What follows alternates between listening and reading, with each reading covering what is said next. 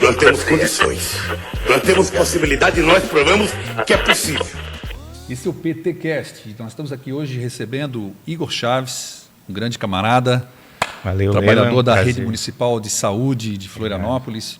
Igor, que é médico, filósofo, ex-dirigente sindical e pré-candidato pelo Partido dos Trabalhadores, das Trabalhadoras da capital catarinense. Igor, seja bem-vindo. Obrigado. E eu já faço para ti aqui uma primeira pergunta aqui, há quanto tempo você está na medicina? Então, eu me formei no final de 2006 na Universidade Federal de Santa Catarina. E comecei, depois eu fiz residência e estou atuando na rede pública municipal desde 2008, só em Florianópolis. Na UFSC mesmo, então? Me formei na UFSC. Um grande quadro, então, para a saúde de atenção básica. Você é médico da família?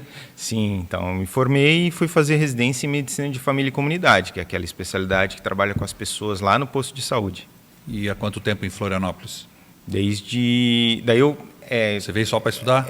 Eu sou sul-mato-grossense e vim fazer, especificamente quando eu passei na UFSC, vim fazer o vestibular em 1999, em 2000 eu comecei o curso de medicina aqui e desde 2000 estou aqui.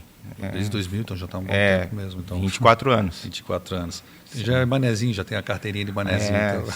Sim. Na verdade, se você for ver, eu tenho mais tempo em Florianópolis do que no Mato Grosso do Sul. Sim. Né? Porque atualmente eu estou com 44 anos, então foram 24 anos aqui e 20 lá. Então tem mais tempo aqui, estou mais manezinho. Tenho tem filho manezinho. O brincar de manezinho. Tenho filho manezinho, então meu filho já me dá um passaporte aí. Então, e há quanto tempo tu entrou no serviço público? Porque hoje você pertence ao Serviço Público de Florianópolis da Saúde, né? Sim, eu passei no concurso público em 2007 e comecei em 2008. 2008. Sim. Na época do governo Lula. Na época do governo Foi a época Lula. que teve a maior contratação de médicos na rede de atenção básica. Sim. As UPAs foram construídas, a UPA Sul foi em 2008, foi inaugurada, a UPA Norte também. E, na verdade, foi muito interessante, porque quando eu estava na faculdade, eu militei no Centro Acadêmico Livre de Medicina.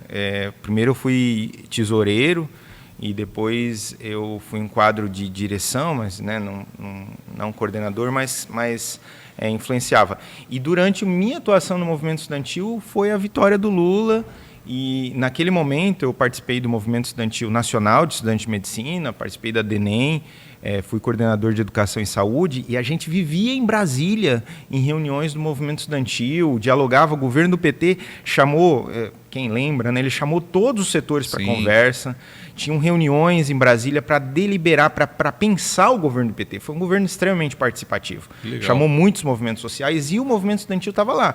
E eu estava lá, fui em Brasília em vários momentos para discutir rumos da educação médica, rumos da medicina. Foi nesse momento que você se apaixonou pela política?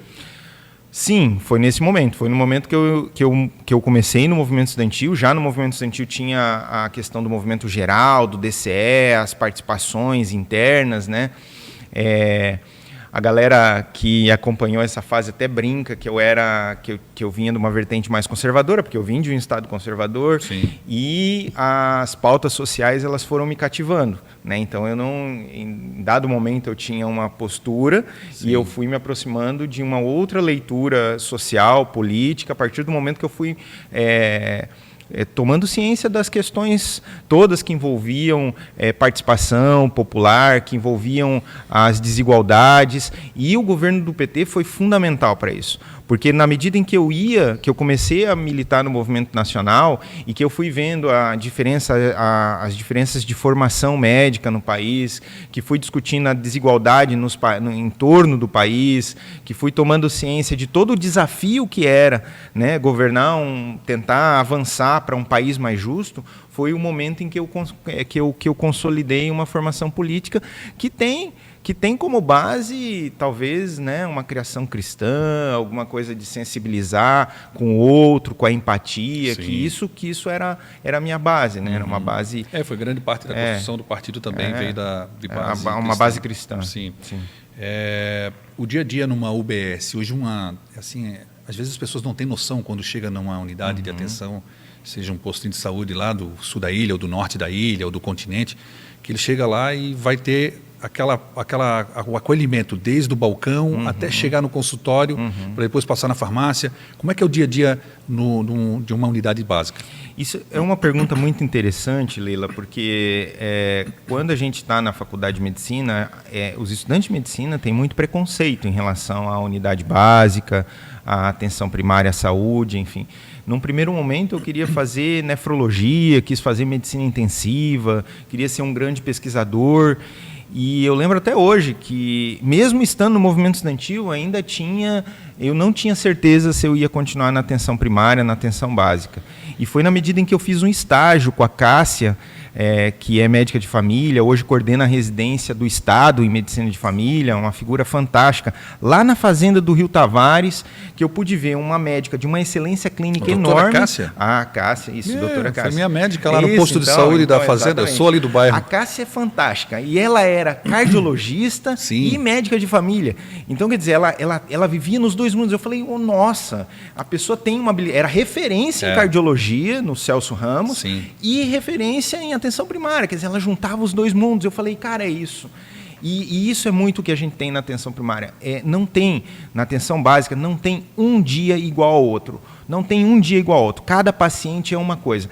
Então, você por exemplo, no período do inverno, você vai atender um monte de pessoas com resfriado, com gripe, enfim. E, além disso, tem o paciente teu que está com câncer, ou você dá um diagnóstico de câncer, ou um câncer terminal, e você acompanha ele até o momento dele falecer. Você dá diagnóstico de HIV, você acompanha pacientes com HIV, você faz cirurgia de tumores de pele, você faz pré-natal, você atende criancinhas, dali um pouco uma gestante, dali um pouco um idoso. Então, não tem um dia igual ao outro, né? Na UBS, quando a gente chega, normalmente hoje em Florianópolis, a maioria das unidades básicas, das unidades de atenção primária, dos centros de saúde, começam com atendimento de livre demanda. Então, as pessoas chegam lá para uma queixa, uma urgência, ou não, ou para mostrar um exame, ou para renovar uma receita, ou por um problema de saúde, e elas são acolhidas ou pelo médico ou pelo enfermeiro, e que vão, enfim, a partir daquilo, inserir elas numa linha de cuidado. E vão agendar um retorno, ou vão pedir exames, ou vão pedir para ela retornar no exame. E, além disso, tem consultas agendadas. Normalmente, a gente reserva, né, um horáriozinho para as consultas agendadas. E, além disso, tem as visitas domiciliares, que são fantásticas. Eu mesmo, como eu sou médico da Mariquinha, do Morro da Mariquinha, no centro, aquela visão maravilhosa. Hoje mesmo a gente visita domiciliar. Aquela visão maravilhosa de Floripa, você tem uma visão privilegiada. Então, você sai para a visita, aí no outro dia você tem uma pequena cirurgia, às vezes demorada, que envolve uma complexidade. Aí, às vezes, um pré-natal de risco. Aí, isso no outro tudo dia, na unidade tudo básica. na unidade básica. Tem uma série fantástica com Caco Sclier e com a... esqueci o nome da atriz, que é fantástica. Ela é Peta. Ela é da família Peta, que é uma família muito conhecida de São Paulo, foi do movimento estudantil, é irmã da Helena Peta, mas eu não lembro o nome dela.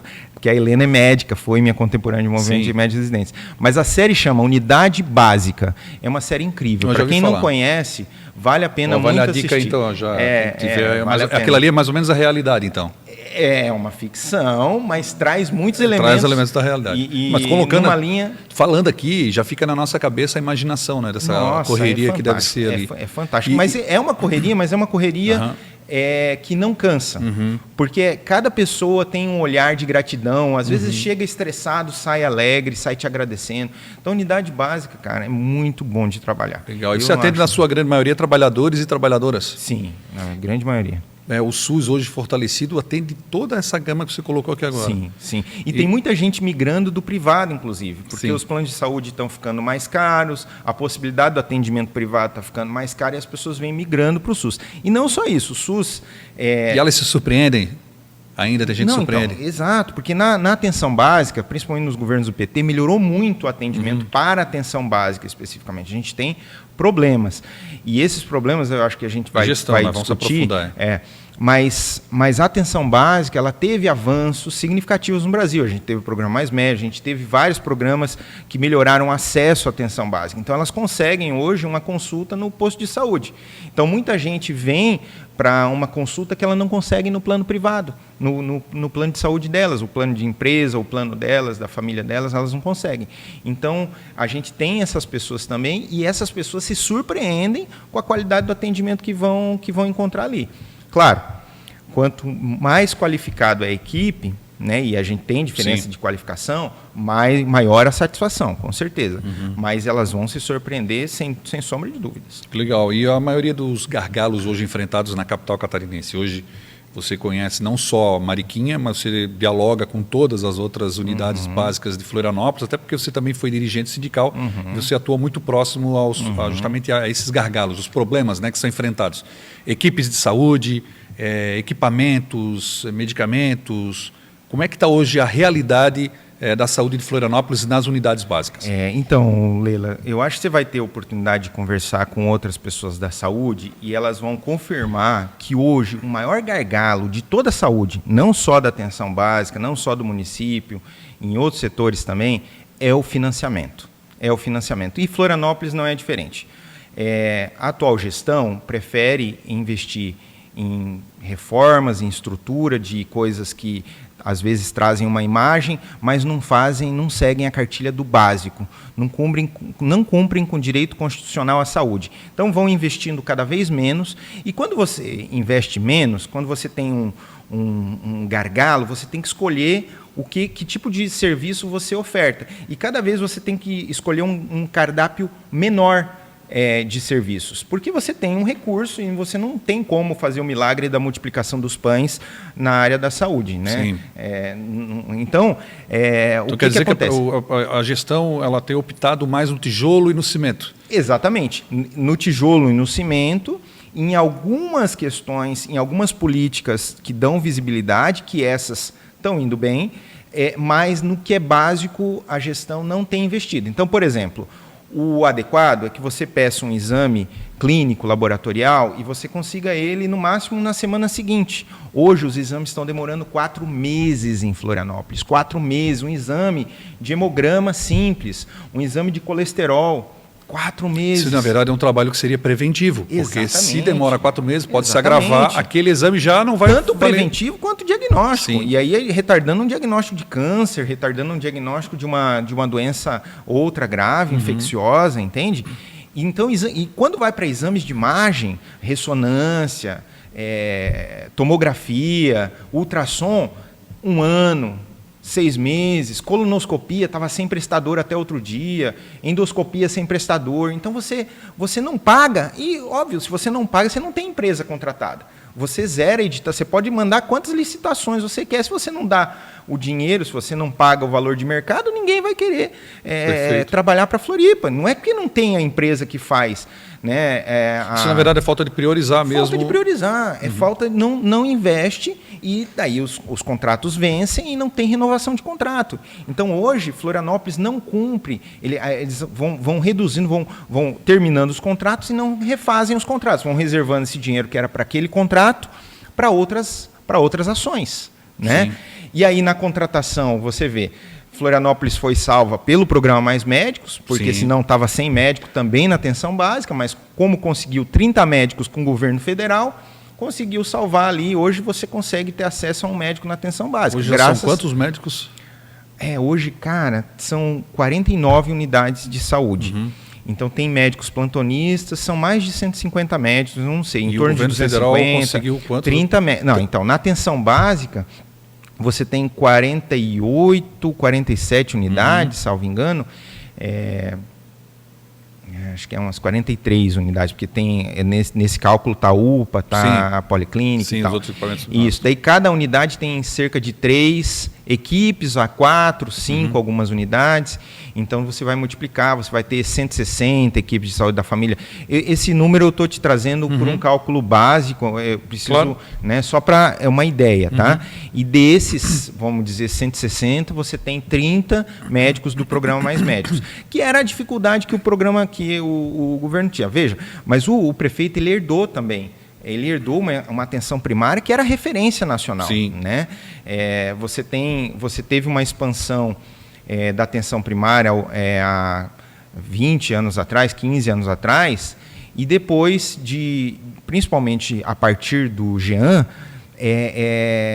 o município foi cada vez mais, como é que eu posso dizer? A gente usa na militância o termo sucatear a atenção básica, mesmo. Né? É isso. Fazer com que as pessoas sucateando, foi deteriorando. Não acreditem mais naquele... Foi deteriorando a atenção básica, né? Do Jean para cá, nitidamente foi deteriorando. Os outros governos mantiveram, só que ainda antes do Jean já houve uma crise política que eles optaram em investir menos, política econômica que eles optaram em investir menos, depois foi deteriorando. Nessa deterioração, que foi acentuada no governo Topázio, a gente vive um gargalo. Então, você sempre tinha em torno de 15, 20 médicos faltando. Mas, quando você traz mais médicos, você bota 30 médicos na mesa, resolve boa parte da situação. Então, quer dizer que o governo Lula já está presente em 1 ano e 3 meses também na saúde, nas unidades básicas. Nas unidades básicas. E tanto se bateu nos mais médicos, né? Tanto se falou mal. Teve prefeito que falou que não queria mais fazer parte do programa Mais Médico. O presidente anterior, o presidente Bolsonaro, foi um que falou que teria que devolver os venezuelanos e os cubanos de volta para casa, porque ele não queria mais que atendesse. E se não fosse hoje, então Florianópolis já estaria com uma situação mais caótica do que já temos. O Nésio era secretário, tinha assumido lá a secretaria, salvo engano, Secretaria de Atenção Primária à Saúde, veio aqui em Florianópolis e estava o Topázio feliz, né, apertando a mão e fechando o acordo Mais Médicos. Então, assim, salvos pelo governo do PT. Sim. Né? E aí, assim, né, além dessas questões, só para completar, não contrata profissionais. Você não tem médicos de várias especialidades, né? O salário nosso ele é reduzido em relação ao salário de outros municípios e já foi um dos maiores aqui da região grande de Florianópolis. E hoje os profissionais estão extremamente sobrecarregados. Você tem uma rede sobrecarregada, em burnout, muita gente se afastando, né? E a fórmula, o que você faz? Você cansa o trabalhador, né, bota ele adoecido, exaure ele, né, você tira todo o sangue dele, tira todo o recurso dele, a vitalidade dele, e aí ele desiste, e os que não desistem ficam, né, saem da gestão, saem da ponta, são readaptados, enfim, ou encontram outras coisas, e aí você terceiriza. Porque você vai dizer, não, porque o servidor público ele é ruim. Tá pegando atestado. Está pegando atestado porque está sobrecarregado, porque está infeliz, porque o governo não valoriza, e aí vai terceirizar. Isso há 10 anos atrás não era assim, 15 anos atrás não era assim. Exatamente, então dá para ver que realmente assim, projeto deles para poder botar empresa, botar PJs. E avançando nitidamente. Agora saiu lá um termo de contrato autorizando você suprir a atenção primária com médicos terceirizados, com médico das OS. Assim. Então vai começar, está começando e vai começar na atenção primária. E com isso, provavelmente, quem vai sofrer vai ser a população mais um pouco. Com certeza, porque daí você pega aquela velha rotatividade de profissionais. Hoje você tem um médico, amanhã você vai ter outro médico. Não acompanha aquela comunidade, isso não acompanha. Não acompanha, isso estava acabando. E é importante demais que as pessoas às vezes não têm noção de como é planejado, né, um equipamento de unidade básica de saúde. Sim. É que, na verdade, um médico, ele conhece ele tem um diagnóstico da saúde do bairro. Ele consegue, dentro do seu planejamento, com o prontuário de todos, até família ele conhece normalmente, né? Quando ele atende normalmente pai. Eu sei que lá no meu bairro, minha mãe e meu pai eram atendidos pela mesma médica que atendia eu também. E chegou quase que atendeu a minha filha, mas ela se aposentou. Eu vou até fazer uma propagandinha. Eu estou lançando um podcast essa semana, do Força SUS Floripa, e nós fizemos a entrevista com o Pedrão da Lagoa. O Pedrão ficou 20 anos na Lagoa da Conceição como médico de família. O doutor Pedrão. O doutor Pedrão. Legal. Ficou 20 anos. A Cássia também ficou 15, 20 anos. A Cássia foi médica da família inteira nossa, lá só não foi da minha neta agora. Quando você paga e valoriza o profissional, ele fica. Sim. Eu estou há 8 anos na Mariquinha e todo mundo me conhece lá. Então, na verdade, falta investimento em pessoal. Exato. Valorizar o profissional. Exato. É que, na verdade, a gente tem visto aí nos últimos tempos, né, até quando, na forma de comunicação da prefeitura, de uma forma atacar muito mais os trabalhadores, os profissionais, profissionais, os servidores. Não valoriza e ao mesmo tempo vem entrando as empresas, que aí aparecem escândalos de corrupção, desvio, aquele toma lá da cá. Exatamente. Enfim. Mas voltando aqui à questão dos exames, me chama muito a atenção que tempos atrás a gente conversou e que nós tínhamos ali um gargalo, que lá no Outubro Rosa, normalmente, aí o prefeito bota rosa, pinta o prédio de rosa, bota a luz na ponte, é aquela confusão toda, né? Que todo mundo vê que fazendo a promoção do Outubro Rosa, que isso é muito importante. Sim. Porém, na prática, acabam não atendendo realmente as expectativas do que a campanha pede, né? Que eu lembro que na época, quando eu conversei contigo, o último Outubro Rosa, pelo menos 2 pessoas vieram através das redes sociais me perguntar, Lila, o que está acontecendo? Eu estou com a minha mãe, está 3 meses esperando o exame dela. A outra estava 6 meses, 8 meses esperando o exame, mamografia ou ultrassom de mama. Como é que vive uma família com essa apreensão de não ter esse diagnóstico? Ela vai dormir 6 meses pensando, acordando, total paradoxo. Que está com câncer ou que não está, que não está. E os filhos e a família, como é que fica? Eu tive pacientes assim, e é um sofrimento enorme. Você tem, por exemplo, a questão da consulta com o mastologista, né, que pode demorar. Né? Sim.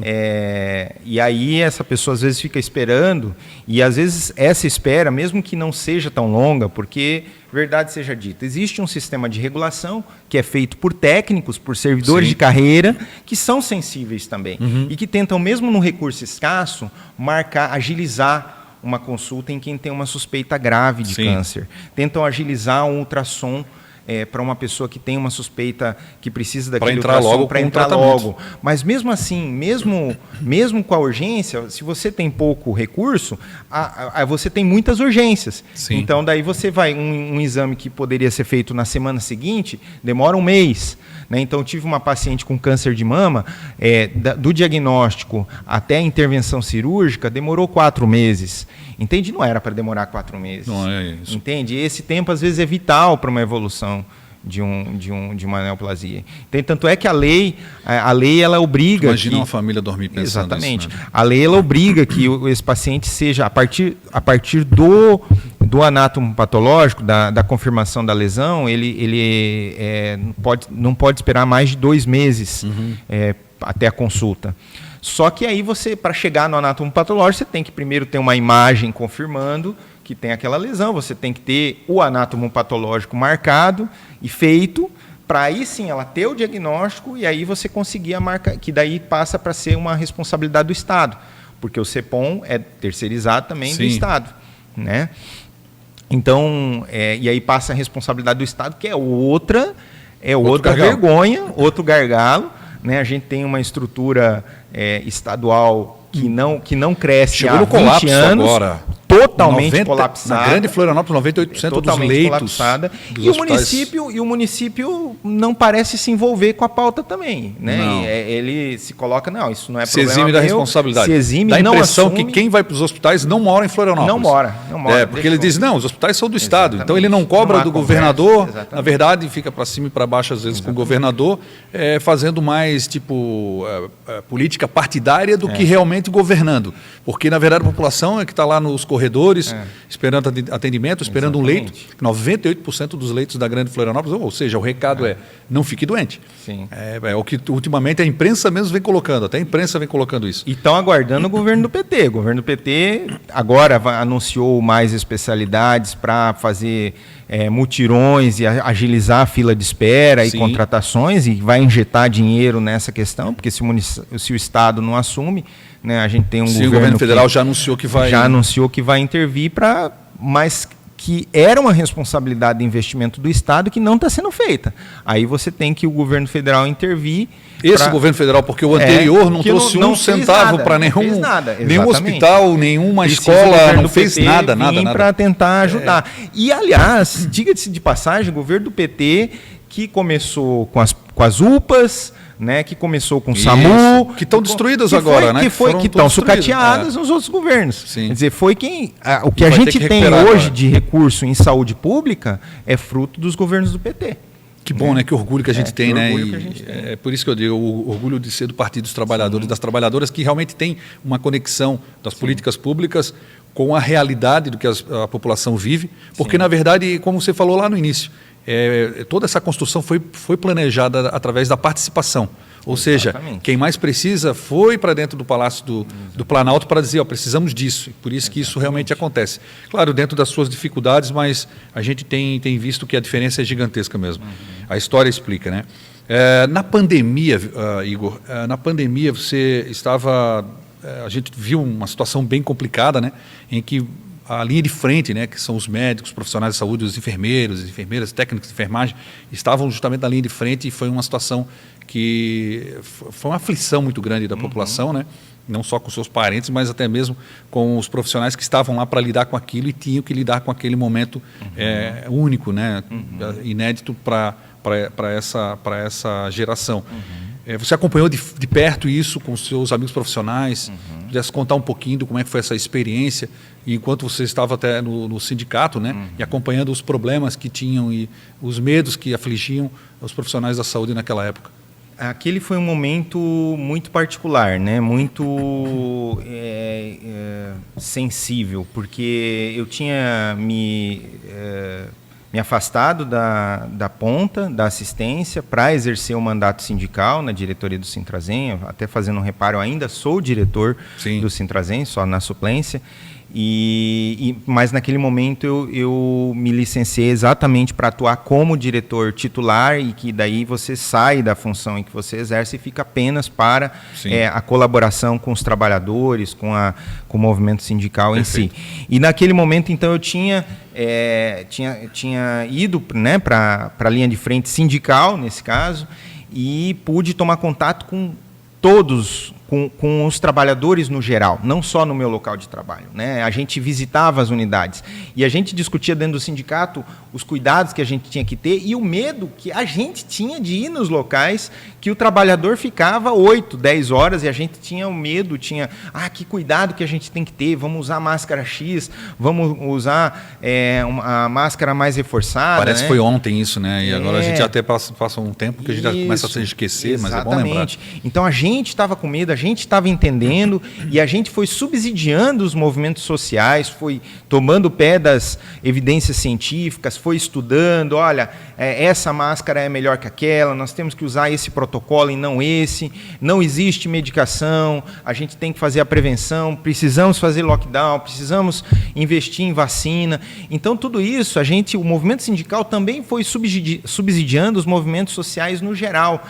E foi muito interessante porque a gente tinha um governo federal que negava a doença, ia na contramão, que trabalhava contra a gente, não, é uma gripezinha, não se preocupem e tal, queria que as pessoas trabalhassem, e a gente via os outros países do mundo fechando tudo, os outros países do mundo vacinando, e Florianópolis, e eu lembro que naquele momento as pessoas espantaram a decisão do Jean Loureiro, porque foi uma decisão, à época, bastante progressista em relação ao Brasil. Sim. E ele só fez isso porque o corpo que subsidiou ele era de técnicos extremamente qualificados. As pessoas que subsidiaram o Jean Loureiro naquele momento... As informações... eram técnicos de carreira da prefeitura. Ele não chamou a OS. Sim. Ele não chamou os terceirizados para resolver o problema. O que eu faço? Ele não chamou os empresários que ele adora.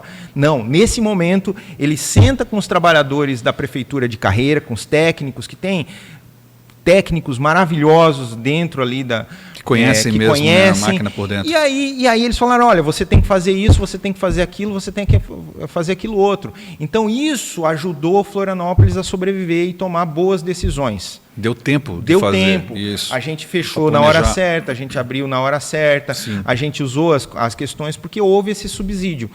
Só que, ao mesmo tempo, de novo, se a gente for pensar, teve momentos que, sob pressão política dos correligionários dos partidos do governo à época, a Florianópolis começou a abrir mais, começou a se antecipar na abertura e liberar ações que poderiam ter esperado um pouco mais de segurança ao trabalhador.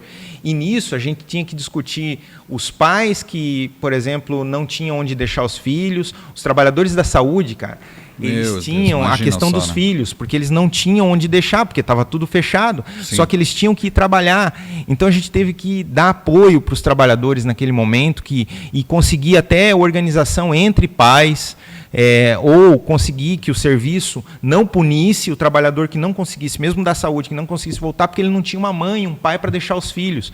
E a gente discutia... Quantidade de exatamente, situações que se e o criaram. cara com medo, e o cara indo trabalhar com medo de transmitir para sua mãe, que morava com ele, ou para seu filho, que ia visitar a avó, ou com medo da avó, que não podia ter contato. Então, quer dizer... Tudo isso foi muito difícil para a gente ali, mas a gente conseguiu enfrentar e a gente conseguiu subsidiar os trabalhadores e subsidiar, inclusive, o grupo técnico que também vinha nos perguntar como é que podia trabalhar, como é que podia lidar com o medo e a incerteza. Ou seja, mais uma vez o SUS mostrou a sua força, né? Na pandemia a gente viu isso no Brasil inteiro e não foi diferente na nossa cidade, na capital catarinense, que deu um belo exemplo para Santa Catarina. Sim.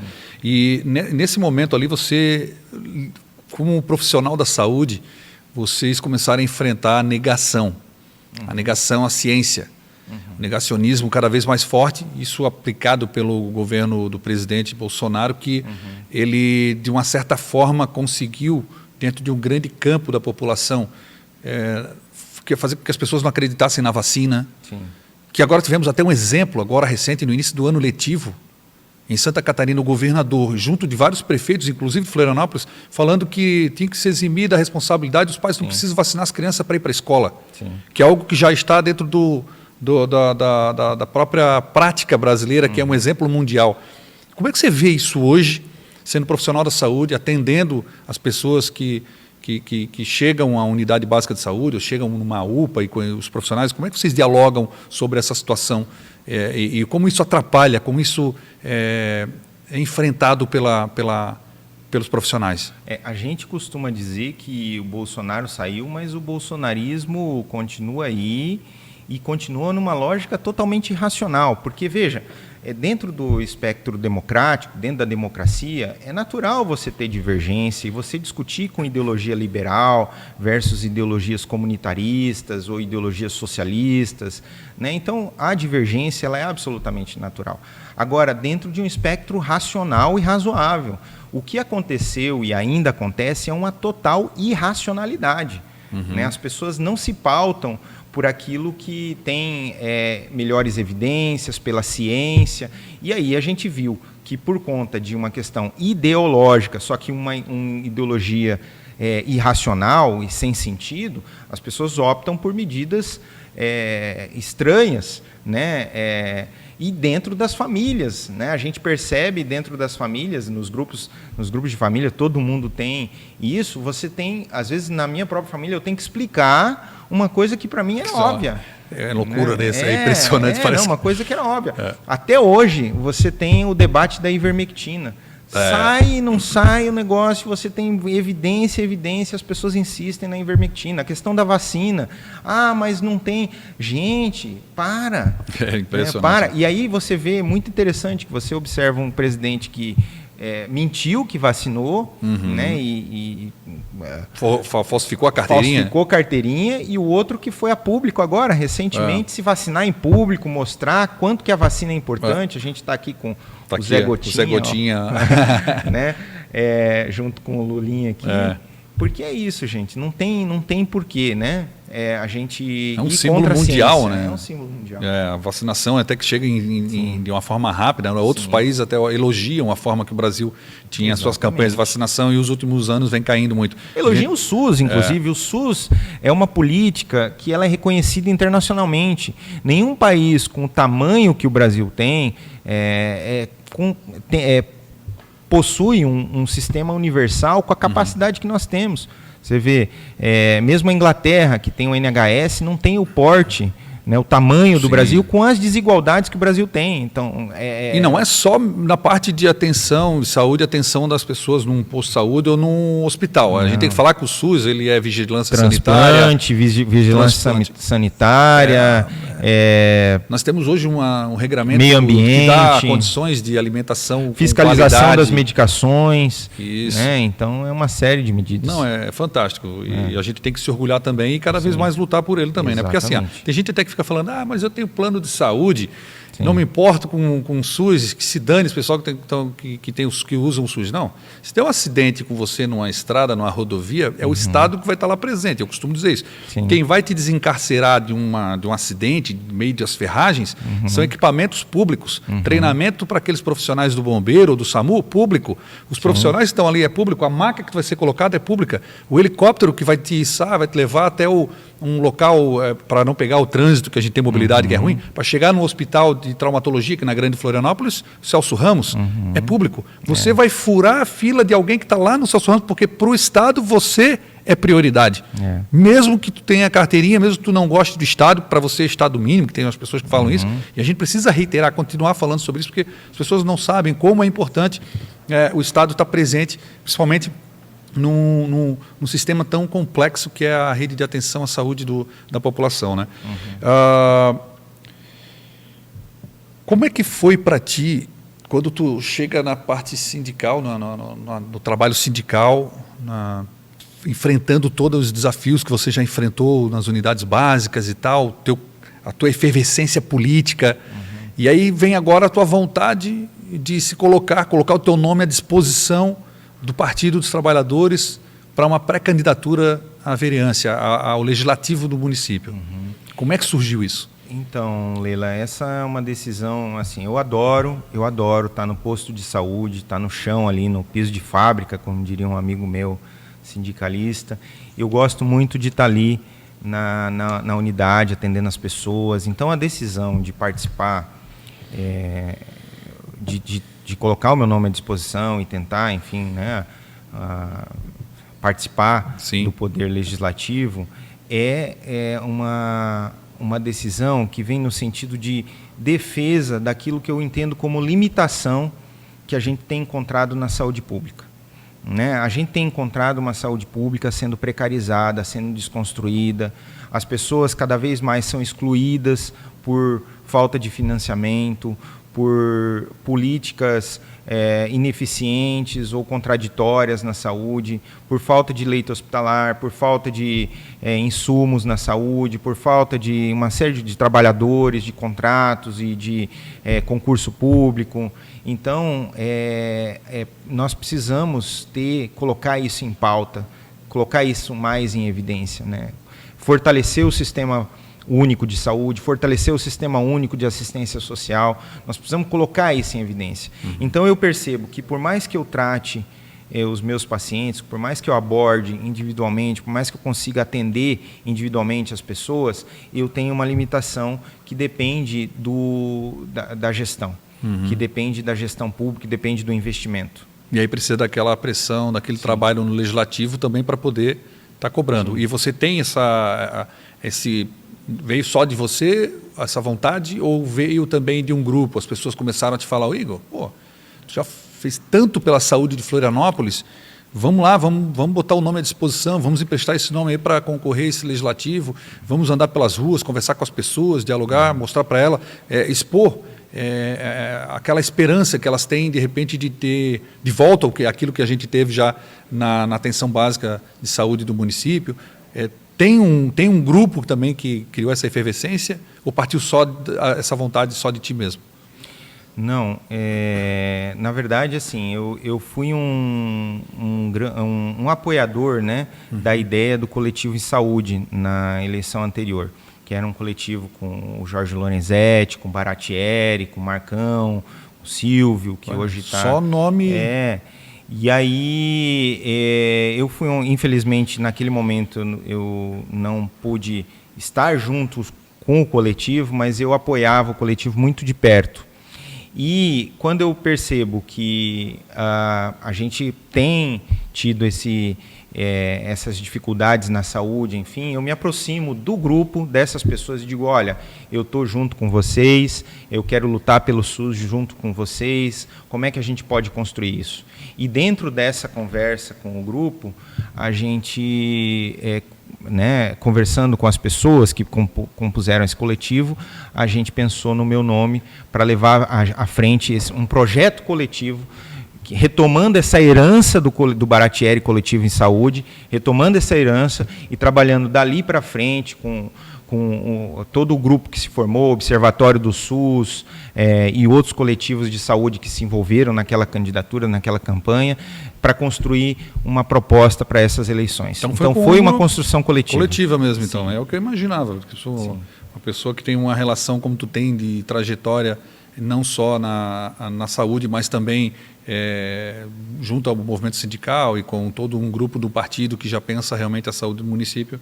Não poderia ser diferente e eu faço votos de sucesso aí nessa tua empreitada. Sim. Qual a tua visão no serviço público de qualidade para a vida de uma cidade? A saúde de uma cidade, ela é imprescindível e de que maneira tu pensas hoje, nesse processo de pré-campanha e campanha, de como levar isso para as pessoas, de mostrar para elas que é possível sim a gente ter uma atenção de saúde básica no município, que possa realmente atender as expectativas da nossa cidade, que vem enfrentando os desafios de todas as cidades já enfrentaram, que é o crescimento, né? A cidade é a que mais cresceu nos últimos anos, na última década, no Brasil inteiro, é a capital muito cosmopolita, cada vez mais pessoas vindo para cá, e a gente não tem hoje um planejamento efetivo sendo botado em prática, né? Não é uma cidade que vem arrumando a remendos os problemas que vêm aparecendo. Não é uma cidade que vem atuando, trabalhando o seu desenvolvimento junto com um planejamento de médio e longo prazo. Então, como é que tu vê isso? Como é que tu vê a saúde hoje em relação aos próximos anos, se não for feito alguma coisa?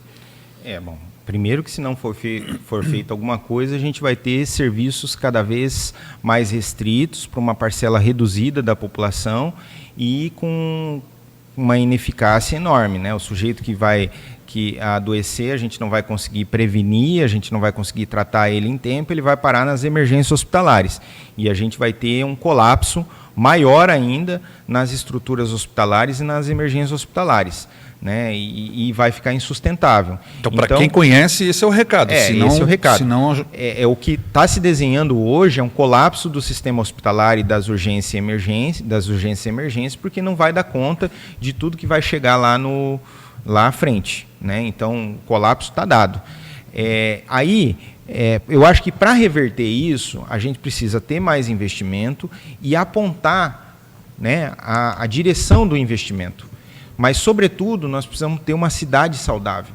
Nós precisamos construir espaços saudáveis na cidade. A gente precisa entender que saúde também está ligado com os indicadores de saúde, também está ligado com a redução da desigualdade, com a redução da pobreza e o acesso aos serviços de saúde, né? E quando eu digo acesso aos serviços de saúde, eu não estou me restringindo ao posto de saúde. Eu preciso ter um acesso a uma linha de cuidado, que vai desde o exame de laboratório para o diagnóstico até uma internação necessária, né? Então, nós precisamos fortalecer essa rede de cuidado e precisamos investir em saúde para isso, né? Então, sem investimento. Mas, assim, eu tenho segurança que nós estamos construindo hoje um coletivo.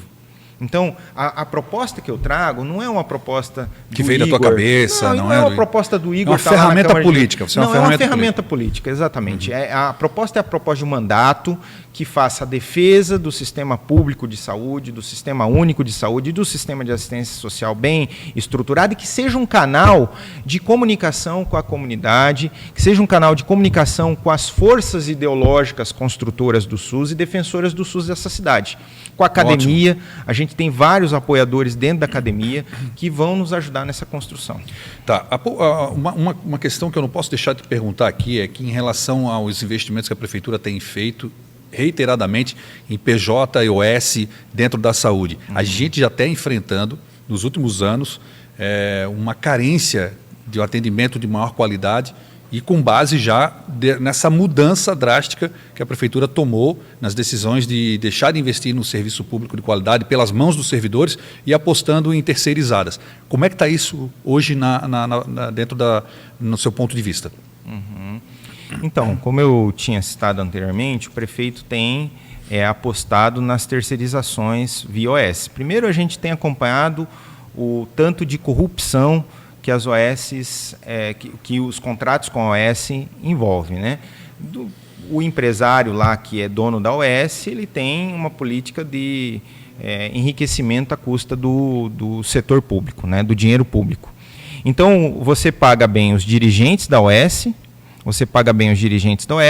e o grupo de trabalhadores da OS você precariza a mão de obra, você exige o sangue dele, né, cobra processo de trabalho desgastante e paga o mínimo possível. E quando você paga o mínimo possível, você tem uma rotatividade grande, porque ele não aguenta, ou ele adoece, ou ele vai se afastar por problema de saúde e depois vai ser mandado embora pela empresa, porque a empresa só quer o sujeito que consegue aguentar, suportar extensas jornadas de trabalho, exaustivas jornadas de trabalho. Então você vai ter um grupo, uma empresa com corrupção e com exploração de trabalhador. Né? Trabalhadores que vão trabalhar muitas vezes descontentes ou no emprego transitório. Você não vai ter compromisso com a longitudinalidade, com cuidado continuado.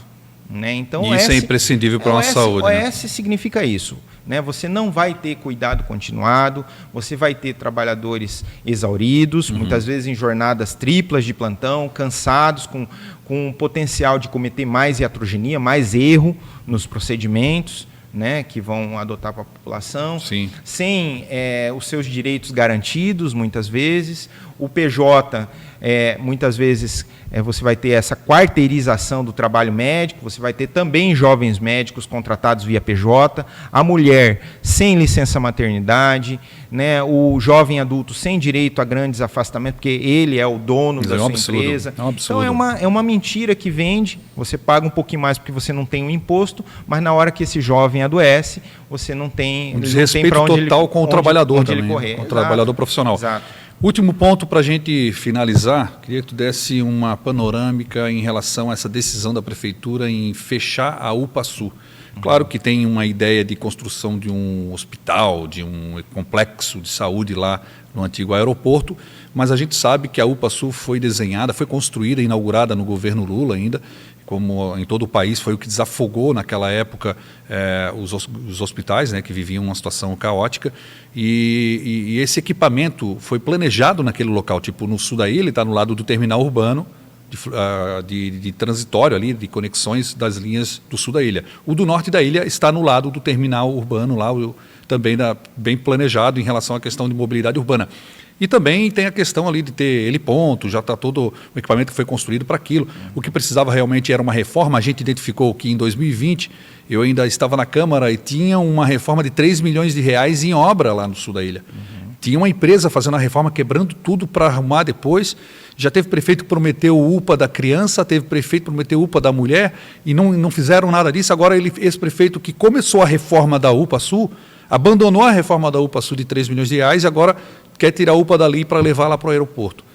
A comunidade do sul da ilha inteira já bateu os pés, já falou, as pessoas já discutiram, realmente a gente precisa de mais equipamento de saúde, precisamos. Não precisamos retirar o que a gente tem. A gente quer aquela UPA construída, que é reformada, do jeito que ela foi construída, ser reformada, ser ampliada, se necessário, e com equipamentos e pessoal que possa realmente atender aquela comunidade, a região do sul da ilha. Como é que você vê essa situação hoje e dentro das discussões em relação à UPA Sul para a nossa região lá do sul da ilha? Aquela proposta é uma chacota com o cidadão de Florianópolis, é uma chacota com qualquer um que entenda um pouquinho sobre saúde pública. Primeiro que ele não cria serviços, ele praticamente não cria serviços, cria muito poucos serviços, né? Ele cria uma estrutura de fachada, tem um gasto fenomenal, quer dizer, o uso do dinheiro público, o uso irresponsável do dinheiro público. Está alugando o terreno de uma empresa que foi montada 2 meses antes, tem todo aquele negócio. Irresponsável, você tem uma estrutura pronta que você poderia reformar a um custo menor, então é um uso ineficiente, né? Muitas vezes, né, o pensamento liberal, conservador, diz, não, porque a gente tem que ter eficiência. Isso aí é exatamente a ineficiência da gestão pública, aquele hospital. E eu faço pequenas cirurgias no ambulatório de residentes, lá na UPA Continente. O que eles vão fazer? Eles vão pegar esse serviço de cirurgia ambulatorial e vão transferir para lá. Serviço que eles vão colocar lá, eles vão tirar de outros locais e colocar lá. Eles não estão criando coisas novas, entende? Mais uma vez o tijolo e o cimento. É a estrutura de fachada. Uma fachada, uma maquiagem. Vão criar uma fachada bonita, vão criar um nome bonito, vão colocar talvez uma ou outra estrutura que não existe hoje na rede lá, para justificar, né, o tamanho da estrutura. Talvez vão colocar algum serviço do lado do outro, que, de certa forma, para poucas pessoas pode facilitar algum processo.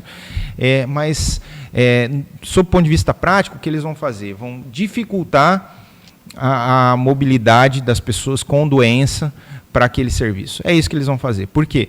A gente sabe que hoje não tem a rede de transporte público para aquele local, você tem ali a base aérea que não permite o trânsito, então a única via de ida ali, você tem um trânsito que não tem linhas de ônibus, você vai ter que criar linhas de ônibus para lá, quer dizer, vai dificultar para muita gente, vai mais dificultar do que facilitar. Então não tem, aquela é uma estrutura que não tem sentido nenhum, a não ser o sentido eleitoreiro e de satisfação de empresários, amigos do prefeito.